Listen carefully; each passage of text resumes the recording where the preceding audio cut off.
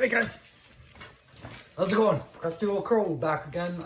Going to do another one of the tactical perspective, my review of the G.I.Joe classified 6-inch action figure line based off the old 1982 and on line produced by Hasbro. A callback for everybody who grew up with that line to come back and buy it again as grown-ups.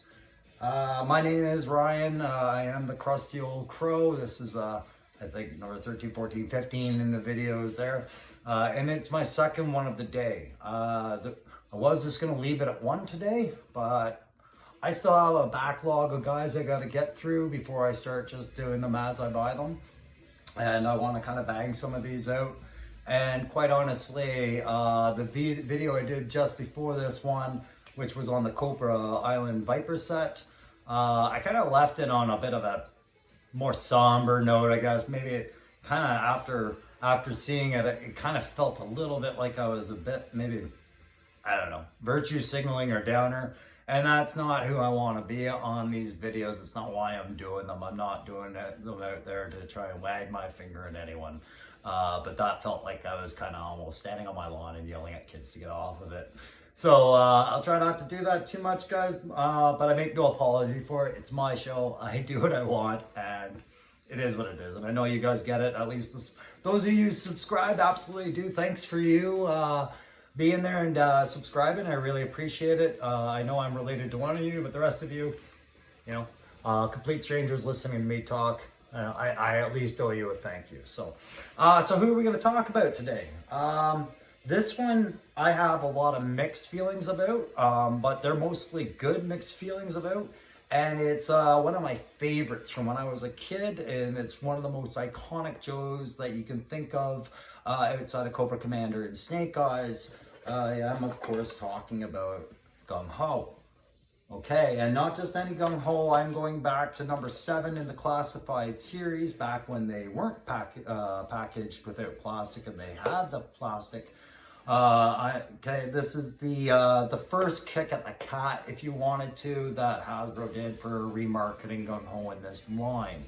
And I'm just going to turn the music off in the background, as I've explained in recent videos that I do like having my music before I start recording to just kind of remind, keep me in a better mood. And when it's playing, guys, it's always a Canadian artist for now that I'm, listening to. And today I'm listening to Mother Mother out of British Columbia, another good Canadian rock band on the scene. And they've got quite a few albums out there. If you haven't checked them out, definitely check them out. For those of you that might be south of the border and never really looked into too many Canadian artists, there you go.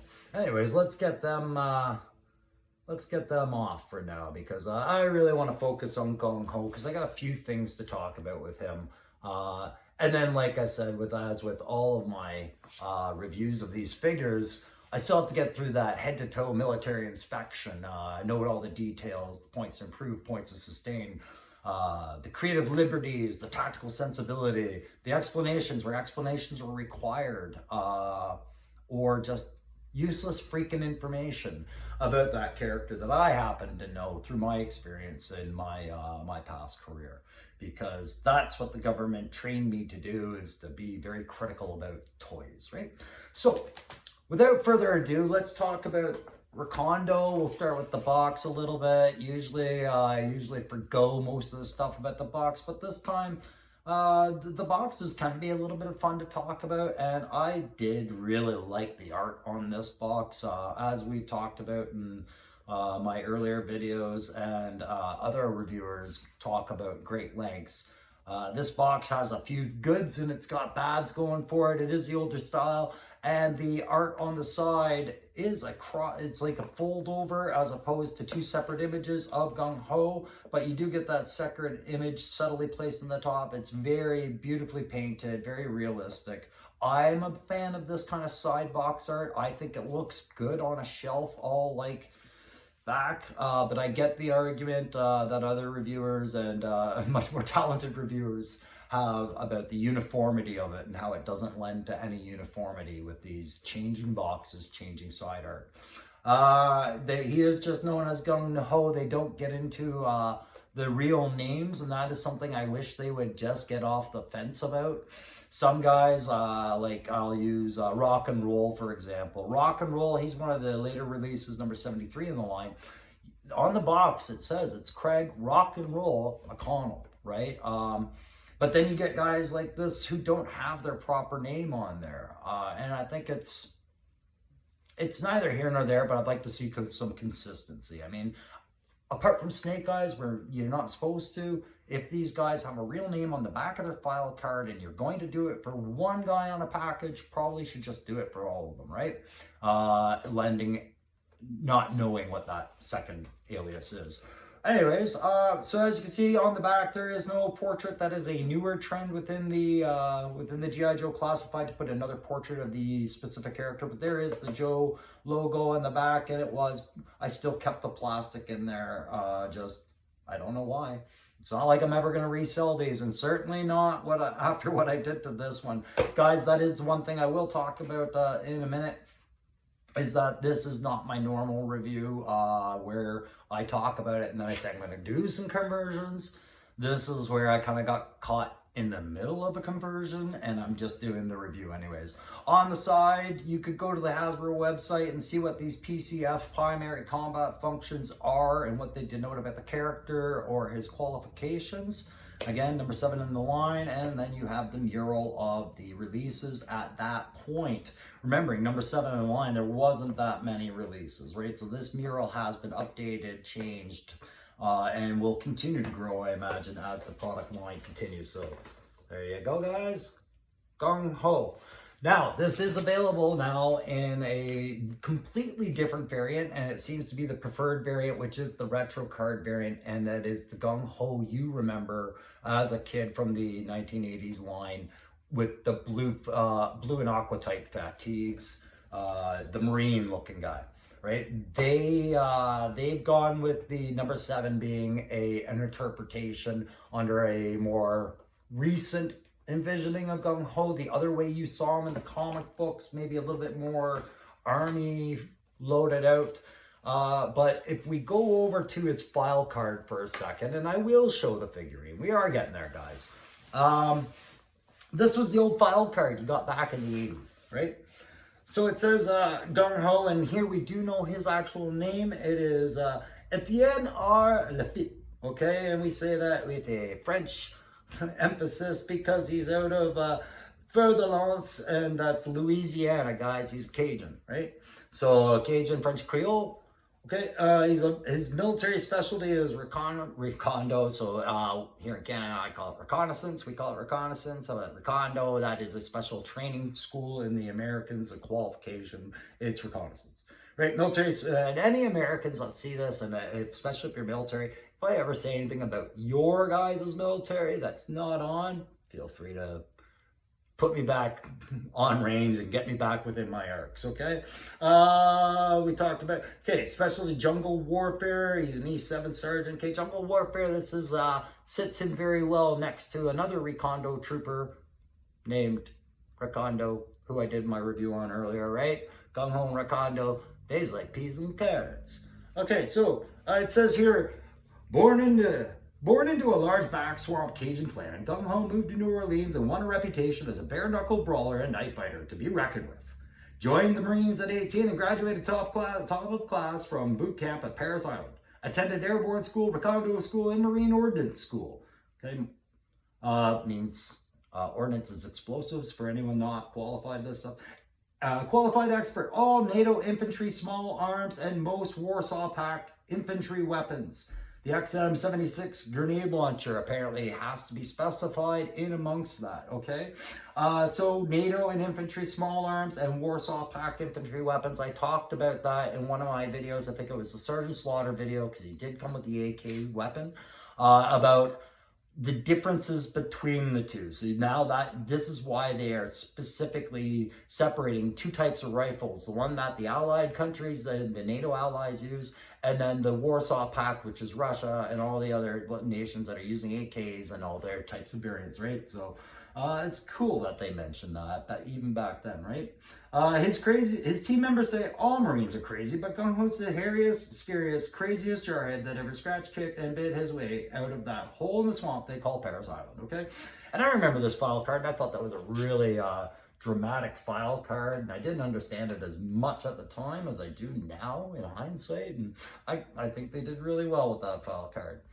So there's the original package. You might remember G.I. Joe, Gung Ho from the 80s, how he came. I'm not sure if this is a reprint with the Marine. I can't remember if that was it. New swivel arm battle grip. Man, have we ever come a long way. Remember when swivel arm battle grip was the groundbreaking feature of articulation in a figure?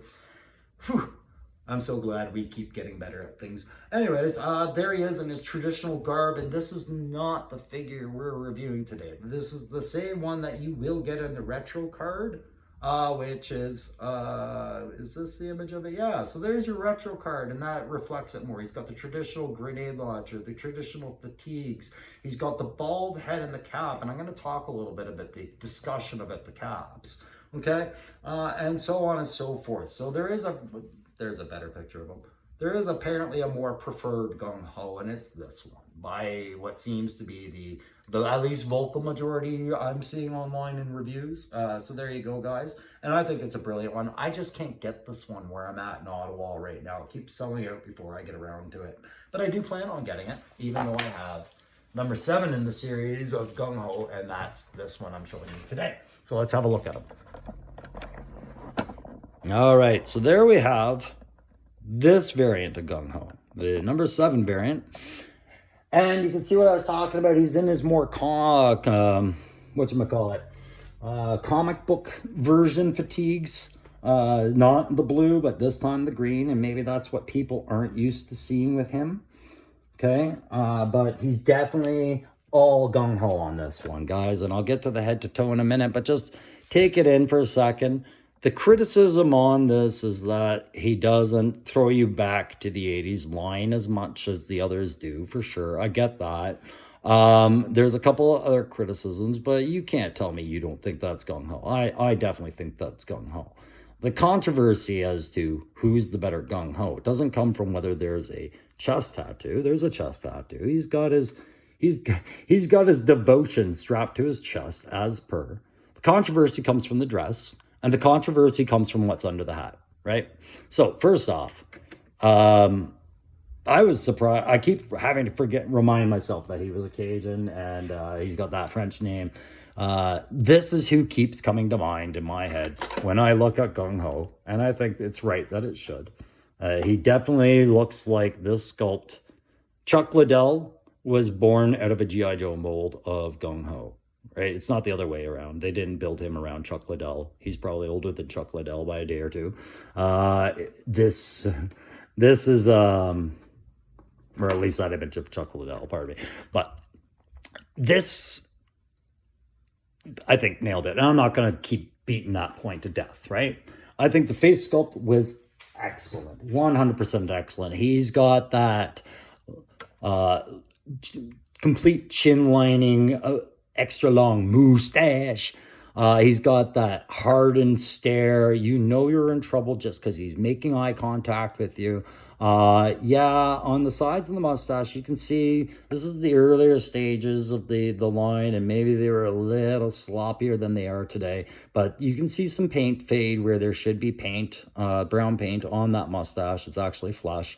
Little things like that get picked up. You can definitely see some mold lines in the hat and other areas, right? But no problems there. The hat, it is a fatigue colored hat, and this was before I think they really had the balance down on how much attention to detail they were going to pay with the headdress, because then they went on and did, in further down the line, other things like the berets for Stalker and Falcon and Flint, and where the cap badge had color and dimension. Here it's very flat, one color, but you can't see the rank insignia unless you get it up close. And I'll get it up close because it'll segue nicely into the next point about his head. All right, so you can see that there's his E7 Sergeant rank, right? And it's a beautifully sculpted hat. Like, I love this hat. I do plan on doing a wash and some highlighting on it just to make it look a little bit more natural at some point. But overall, love the hat, and I don't think the variant that comes in the other one is much different as far as what it contributes to the model. As you know, it reminds you of Gung Ho. Anyways, so here's where some of the controversy is stemming between the two as to who's better. It's the Mohawk on this one, right? So if you remember back on the 80s, you couldn't take the hat off your G.I. Joe. So if your 80s action figure of Gung Ho and his file card were your only exposure to Gung Ho as a character, it might surprise you to learn that he was apparently bald underneath and didn't have that crew cut, or vice versa. I don't really know what it is, and nor do I actually have a personal stake in this where I care enough about that. Hairstyles change with people's moods, guys, right? So Gung Ho probably could have had both and achievable in his life, and it's a non-issue. Let's put it to rest. So as far as whether that was enough to keep me from deciding I wanted one Gung Ho over another, no, not a factor at all. The only factor, and I'm going to count that as my head inspection, guys. The only factor that I was concerned about was whether or not I could get behind the rest of him. His head and his tattoo and the physique was not going to be an issue. I thought it was all fine. It was the gear and the loadout, and I wasn't really looking forward to getting a olive drab Gung Ho per se over the traditional marine like blues, and that Cad Pat one, that was the one I knew from my childhood. But when I saw this one in the box at the store I was at, and it was another privately owned Canadian store, and I wish I could remember the name so I could plug them here, but I felt like I wanted to buy something from them just to support them, and this was the last figure on the shelf, and it was the only place I'd ever seen it. So I decided to pick it up, and my man crush on Gung Ho started rekindling as I got more familiar with the figure, and I started seeing the things I was going to do to it to make it more acceptable. So when I looked at the vest, I asked myself, is this sci-fi, tactical, or what is it? Does it bother me? I think the Joe communicator is always going to bother me a little bit as far as what they do with it, but I'm not. It's not a deal breaker for me at all, and it's thematic to their special brand, so I will accept that. In fact, I would be kind of wondering why they got rid of it partway down the line if they ever did. So don't do it. The shoulder padding, the motocross style shoulder pad on the one, and then the lack of another on the other, definitely shows that he has a favored firing arm. But it's I've got it depicted that he favors to fire to his right, but I would put my armor plating on whichever side I tend to put towards the enemy. So I don't know. I just went with this. He's got ballistic plates on his vest. Even though the vest is open, you can see that it's meant to be closed by the buttons, like the attachers, whatever you call them. Yeah, English is my first language, and I still struggle with it. Anyways, the fastener system there is shown, and I think that's a cool detail to add in just to show that he's making a choice about that vest, but it is functionally supposed to be closed. I think that speaks to Gung Ho's character. Yeah, I do like the ballistic plating included in it, and I am a fan of those pouches on the side as they work for a lot of the 9mm weapons that a lot of the Joes come with, which is an issue when he doesn't come with any as his own figurine. And I'll talk about the weapons a little bit later, because that's one of the things I have to heavily convert in order for me to sleep at night on this one. But when he's using, say, Snake Eyes' Uzi or somebody else's pistol or what have you, an auto pistol specifically, anything that takes that caliber round and has that kind of magazine narrowness to it, it works with those pouch things. And he's got his, his detailed strapped pouches here where he would probably keep maybe a map or something small. I wouldn't say it's just a first aid kit or anything like that.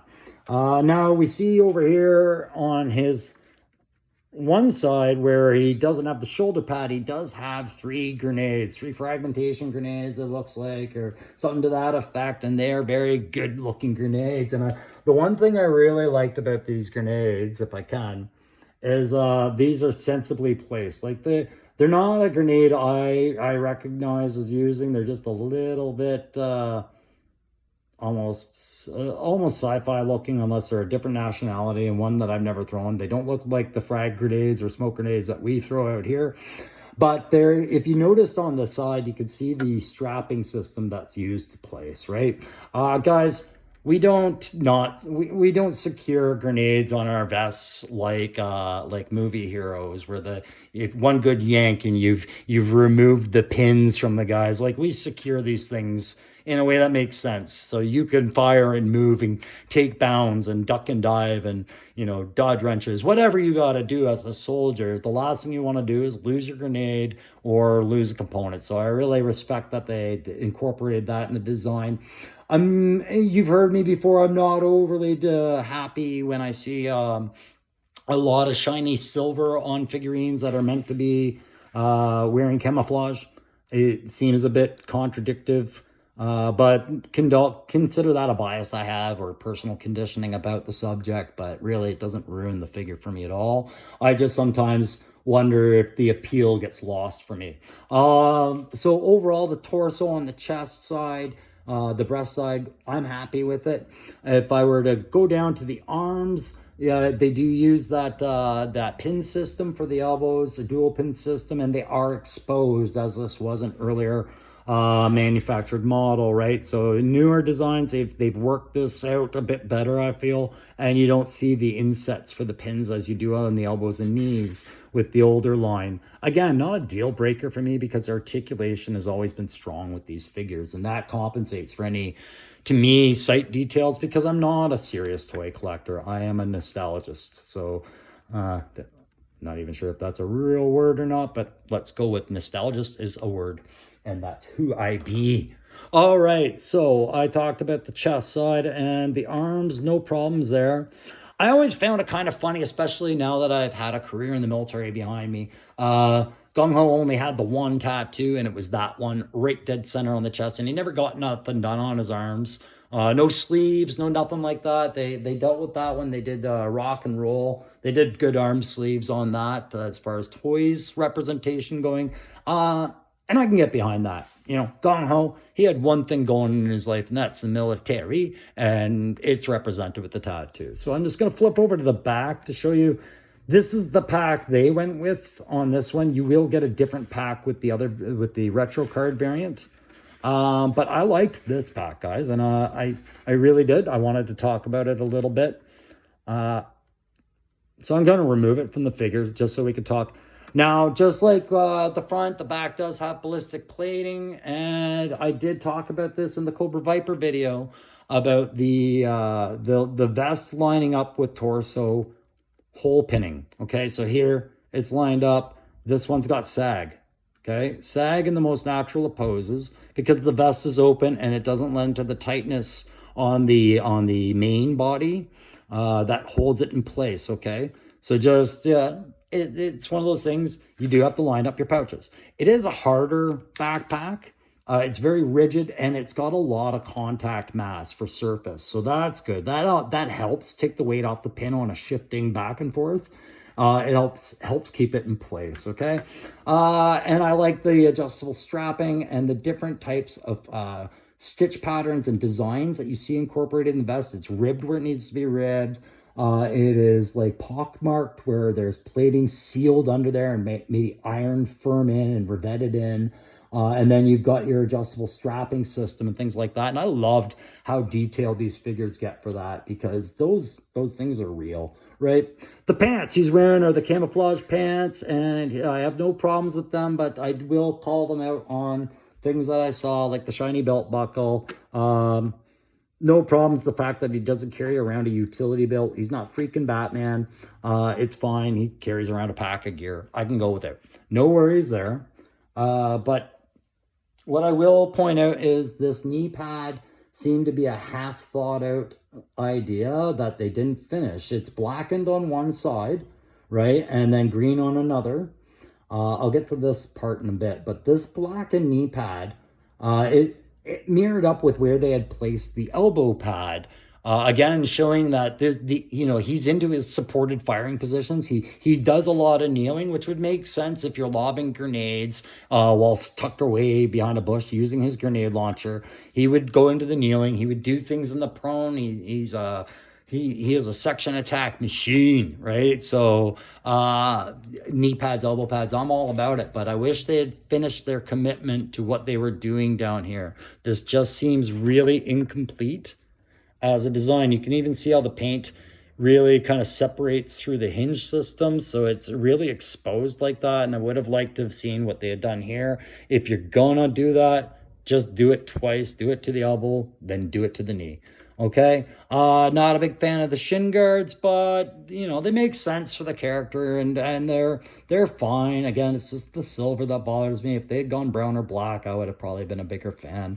So moving to the gear, we'll talk about, this is the stuff that I couldn't wait on before I did a review. I started doing some quick conversions because, guys, I hated the gear as it came. In the packaging on the original that I bought, when they come to you like this. Okay, and you can see that all the weapons are the silver, which I'm not a fan of. So I don't think I have to overstate why I primed mine black and then gave them some paint, some finish. And I'm not even done. It was time to talk about Gung Ho a little bit, and they're presentable enough. But the first thing I did was I took the grenade launcher, which I think is the trademark weapon of Gung Ho. So much of it was on the file card mentioned.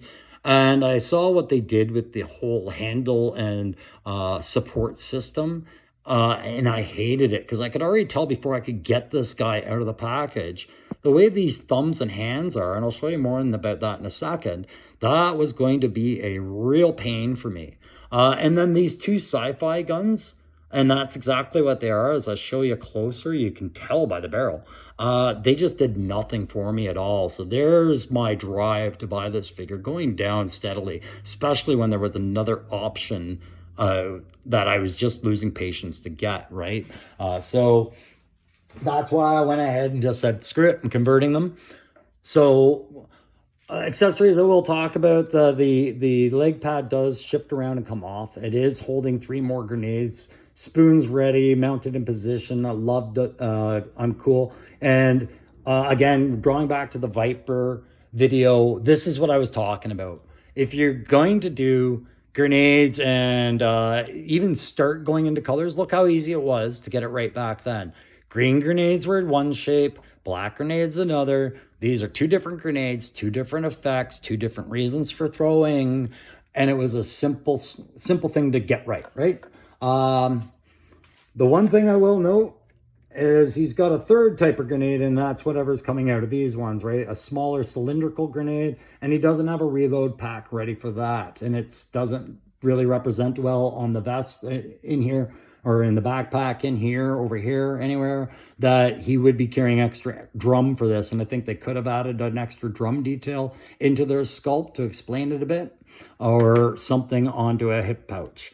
But overall, they really did grenades better than I think they were doing them later in the line with Gung Ho. So these sci-fi guns, I'm going to show you the grenade launcher and the simple little conversion piece I did with that. These sci-fi guns, I start off excited with, and then I lose excitement. I mean, nothing really against the stock on this one. The hand grip, it's got the pistol grip. Looks like some sort of buffer spring back here for recoil right in the right behind the pistol grip, which I thought was cool. And it looks like it's up here too, like it's compensating for some hard rearward action. Looks like it carries on over there. It's like some sort of return spring. And I maybe in gray it would have shown up better, but I primed mine black. Then it's got like the Steyr type, vetted handle grip, and then an almost shotgun style 4-stock. And I was like, okay, I see where we're going. And then it's got like this underslung little barrel, and it's not quite recessed, but it's a bit recessed. And I was like, I don't know if that's the gas rod for this sci-fi gun or what that is, or if that's actually supposed to represent that it has a shotgun capability for a minor slug.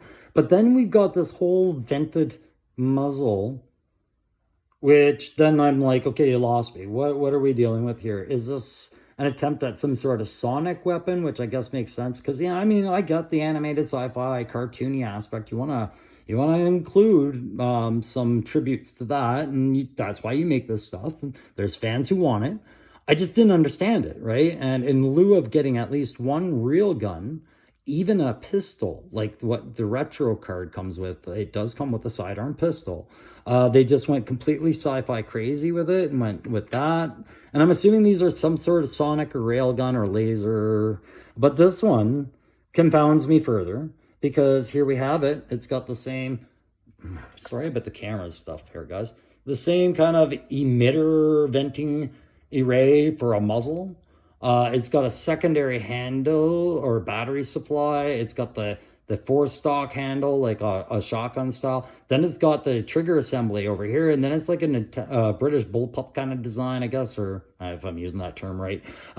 With the mag, which, by the way, earlier in this line they didn't have the mag removable, and then the very thick back. This is very much a sci-fi gun, but I don't understand the mag. I guess this is a battery supply, right? But it looks a lot like a mag, and then it doesn't fit the mag pouch design of the character. So just little things like that. This is why I kind of can't get behind when I see sci-fi ordnance and weapons in this line. I kind of want to call it out, and I kind of want to shame it a little bit. It's not against Hasbro and what they're trying to do and what their market wants. It's just my personal thing. That's why it's called the tactical perspective, guys. It's my perspective, and I'm going to explain why I don't think things work, right? So there you go. So with Gung Ho's grenade, iconic grenade launcher, this is the one they provided. I just simply trimmed it down, guys, so I could live with it. You can see a little bit of blackening on his thumb. I should have washed that off. It's just some rub off effect. But I got rid of the crazy little system they had on there. So basically, I got rid of everything forward of that hand grip and everything in between the hand grip and the butt stock, basically, because I see this as a retracting butt stock, and I see where the padding allows for that to be acceptable, that this is an adjustable grenade launcher, as it should be. It is a drum-fed grenade launcher. Not overly crazy about where they went with the barrel design, but whatever, I'll let it go. But that handle grip, if you look at his hands, guys, this is my biggest criticism about the playability of it, is this is very stiff. These fingers are pushed right in hard, and then the thumb is tucked right in this time, like right in over the line of the figure. If you looked over at, say, let's use, who should we use this? All the others, like, let's go just grab my old Cobra guy here, right? So you can see how the thumb has a bit more play. It's not downward hooking. It's not as realistic as this. This is a very realistic pistol grip when you're holding something, for sure. But trying to slide the provided weapons in and out of there, it gets to be a bit of a challenge. You have to do some manipulation of the fingers, guide the weapon and everything like that. So that handrail they had in there, I found it very obstructive to that. It is mountable. So you see how all the weapons are supposed to be mounted onto the pack system, which is great. That's great for playability and for storage and all the other little things. It's one of the reasons I do like the character. Like, I'm a fan of this figure. There's just nuances, right? So pack on, you see how I get it up because the slack was too much. But this part hooks onto there, and you can have your underslung grenade launcher, and he can carry whatever else, right? So that is Gung Ho, guys. And overall, I thought it was a pretty good figure. It took me a while to learn what I liked about it, as opposed to what, having heard other reviewers and guys talk about it, influenced me into thinking before I even got it in my hands, right? I had to get over that. Is it the better Gung Ho? No, it's not. But is it a bad representation of Gung Ho? I don't think so. And was it a bad early figure line and effort for this? No, but the weapons really kind of were not where you would have wanted them to be in hindsight, where they ended up going with these figures, and what righted the ship was getting it back to the more palatable and realistic stuff. Okay, so for reviews, guys, I give this playability on this one about a, I'd say a B, because those weapons really hindered it. It doesn't fit with the theme of other Joes that he stands beside. You put him beside Stalker, whose gun is real, Rakondo, whose gun is real, even Covergirl, whose shotgun is real, and then give him a sci-fi gun. Guess who stands out like a sore thumb, right? For at least for a military set of eyes and reasoning. But as far as the actual sculpt and everything like that, I loved it. Articulation never really an issue, except in those hands this time, and that sagging vest does create a bit of an issue. So playability, I'm going B. Yeah, it's like B minus for me because of the weapons. And then for tactical, I have to go. Yeah, it's going to be a C. A C with a smiley face instead of a plus or minus, because it's all reparable. And guys, if you ever watch the other reviewers on here, eventually you'll come across guys who do conversions, which I also dabble in a little bit. One of them is Analog Ninja, and he's got a motto that and a credo that he goes by that I really love and I agree with. It's like, it's fine if you want to complain about something, but be prepared to do something about it. Otherwise, maybe just don't be so vocal about it. And anything I'm complaining about, usually I'll say if I'm willing to do something about it or not. And if I'm willing to do something about it, then I'm going to do something about it, right? I didn't like the weapons. That was my issue. I changed the weapons. I want to like the things I got. It's my money. Hasbro, that they get it. You know, nothing's ever done perfectly, and you know, if you're expecting perfection out of something, then maybe the price points of the very affordable G.I. Joe classified line are not what you're looking for. But they sure as hell get real close, and they started at the gate not too bad. Just they're doing much better with the later releases. So that's it, guys. That's Gung Ho. We'll see you next time. Don't forget to hit like if you like that. Don't forget to conversate with me if you have comments, disagreements, perspectives that you want to share on these figures, maybe a memory or two about those guys. Feel free to put it in the comments section. We all grow together, and we all learn from each other. It's good to have like-minded people. And don't forget to subscribe if you really like this stuff. All right. Thanks. Sorry for going over time, but I'll see you next time.